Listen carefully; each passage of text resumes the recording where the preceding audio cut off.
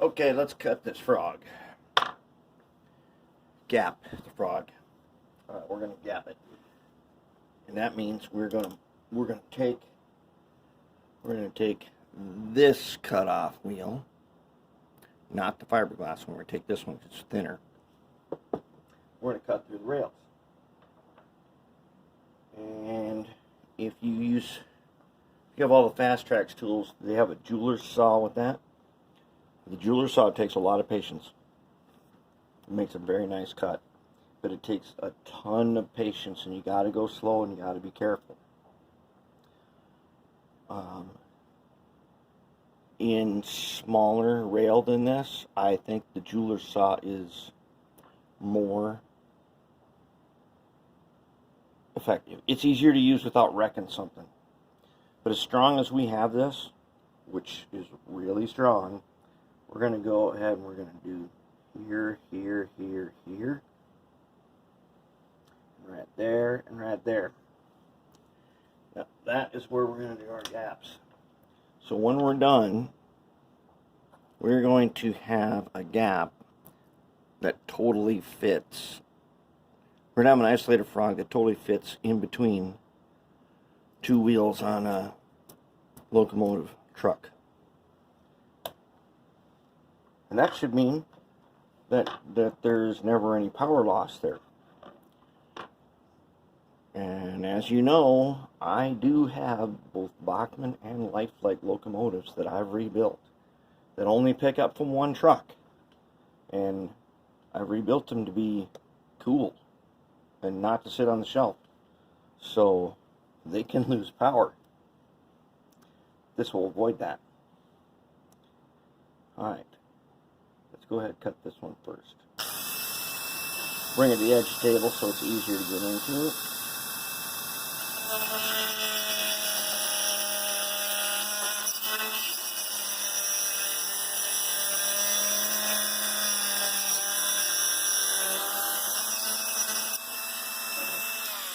And that'll do it. Nice fine cut there. Oops, nice fine cut right there. Now, take a look.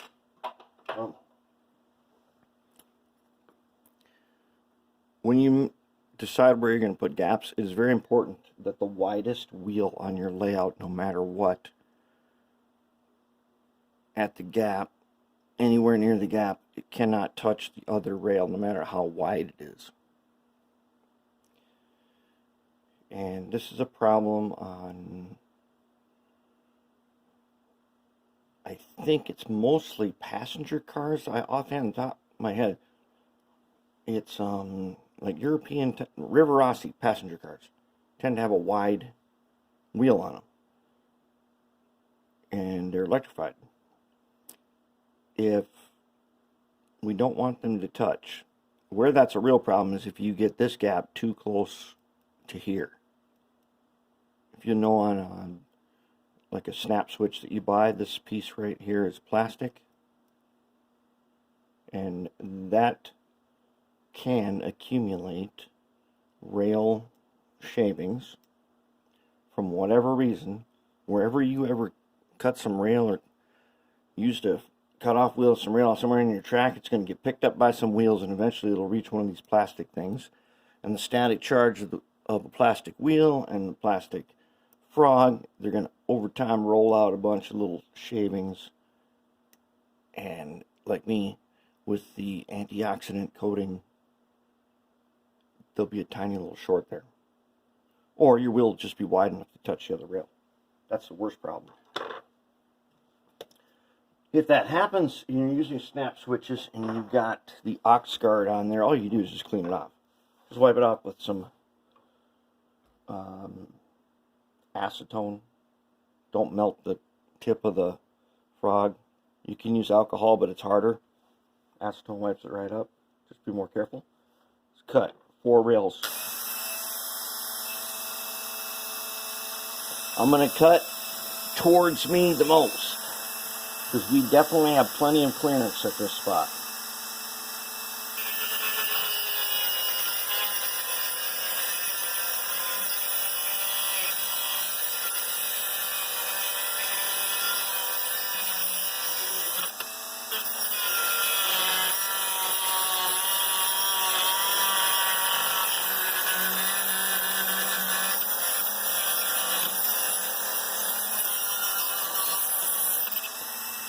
Got it. See, what did I tell you about pieces of rail coming off? We were taking this off anyways, but it got hot enough. It just came undone. Now let's take off the other one. Okay, it looks a little odd for a frog, but it's okay.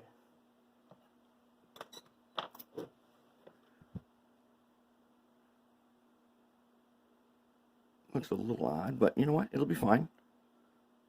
More importantly, look how small our unpowered section is. Very small. Very nice. This is going to be great. So now what I'm going to do is, well, let's go ahead and do the gaps. All right. Right now, these PC board ties span all the rails, all conductive. Whole thing's a dead short. We need to put gaps in certain places. Let's start with the easiest one. We know we need a gap here. But we also know, think of this now, don't just go cutting gaps down the middle. I'm going to put a hole through this one so I can nail it. And that nail head cannot be anywhere near the gap. So on this one, and if we've done our job right, the points, when they're set in here, good, they're not going to be anywhere near this. Sometimes people make the points so close that these point rails stick over onto this first tie, and we don't really want that. So if I'm going to put a nail in the middle, I'm going to make the gap, I'll make it on this side. Okay, and then the nail hole is going to go right there. Same with this one. Now this one's got 4 rails on them. However, why don't I go ahead and just draw this out for you, since I got to clean it anyways. Let's just do the troubleshooting for people who it's first time and don't know if they got it right and can't figure it out. All right. Track facing to the right. Power on the power pack. Switch facing to the right. Don't worry about DCC. You need to make this work this way in DC. You'll be good to go. I'm going to take a red Sharpie. We know this rail for sure is a red wire, right? Yes, it is. We know that this rail here, for sure, is a black wire, right?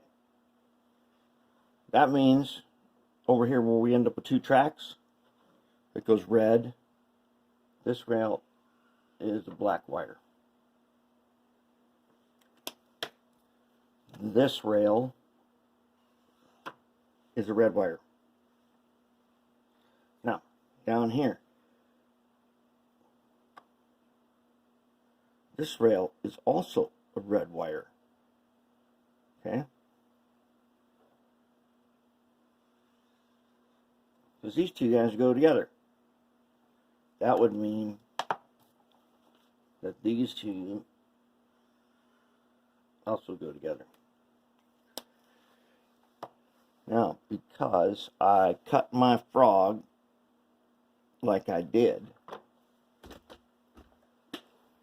cut this frog this way. Oh, did you guys not see that? Okay, here it is. Let's look down on that. Wonder if you didn't get to see all that. Okay.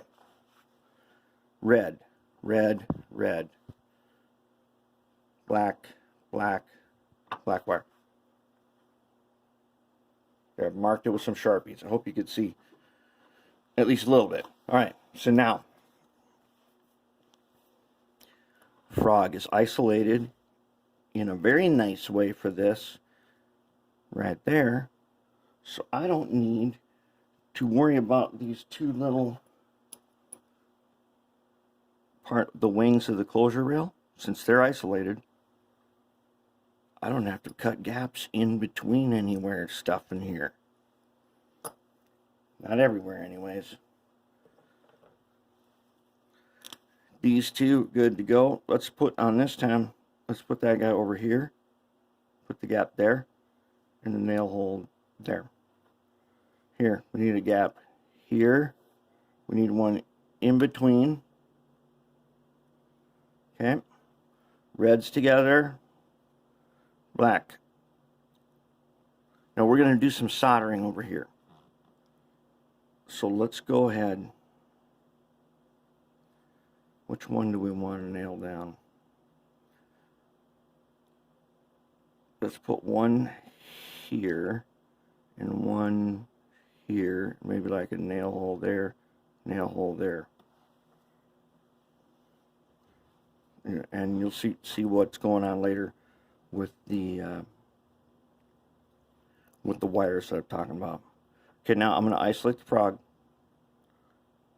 I'm not going to get right up next to it either. I want that frog to have some stability. Okay, if I get too close to it and it comes undone, then I ain't got nothing to work with. So the frog gets isolated all by itself. Then we're going to do the same thing over here. We're going to go, on this time, we're going to go one there, and then this time we'll go one here and there. Then we need one here. We'll go one here. We'll go one there. I think that's all. Okay. We're going to put those gaps in. Now I'll just show you how to do one, and then you can figure out the rest. Okay. So now you can use a triangle file to do this. Be very careful. You can use the same cutoff wheel again. Very careful. That's it, and that's a lot.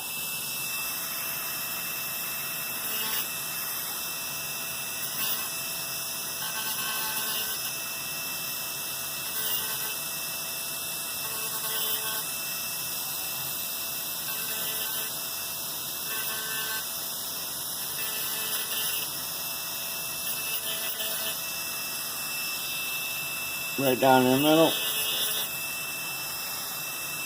Right down through here in the middle.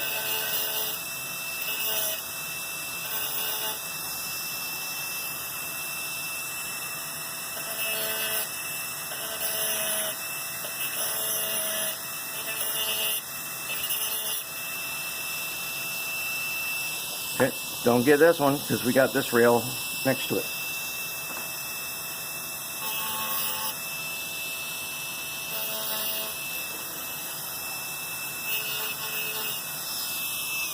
Okay. This thing is all gapped. Now we need to go back and inspect. I see one right there that might need a touch-up. Otherwise, you inspect them, check them out, see if they all work, or see if they're all good. When we put some power leads on here, we'll know if they're good. All right, next up, what we want to do. Here's a problem. When this thing is installed in the track, for sure, we got power running all the way through here to the tracks on either side of it. For sure, we got power running all the way through here from wherever it connects on tracks. These two, not for sure. They are both isolated from everywhere else. If you put plastic rail joiners right here into a new block on either one of these, you have an orphaned rail. We don't want that. Sure, you can drop a feeder down, but why don't we just do it on the workbench right now and go ahead, and since we don't do power routing where the position of the switch determines which rails are powered, we are going to put a wire from the black track to the black track, from the red track to the red track. We're going to connect them so that it's totally straight DC. Now, if you have some reason not to do that, I mean, that's fine. But for sure, where I'm putting this, I don't need an extra feeder then. I'm gonna get the power from the closest rail, and that's gonna work great. And that's kind of the way we want it. So, and then we're gonna drill these holes. I'm gonna drill these holes on a drill press. For those of you who are not sure how to do that, how to start them is the problem without breaking off a drill bit. You need to make a mark where I put the blue dot. You need to poke a hole there. You need to poke something like with my scribing pencil, and then use a little something and just make another little poke there, like a little nail. Just lightly tap it a couple times, then go ahead and drill it. If you don't do that, your drill bit's going to slip and either break off, or it won't want to drill in the place you want it. All you guys that know how to use drill press real good, you already know that small drill bits, when they wander, they break. So, well, let's get set for the next part. We're going to put on them wires. I'll take care of the holes, and then we'll put on our wires.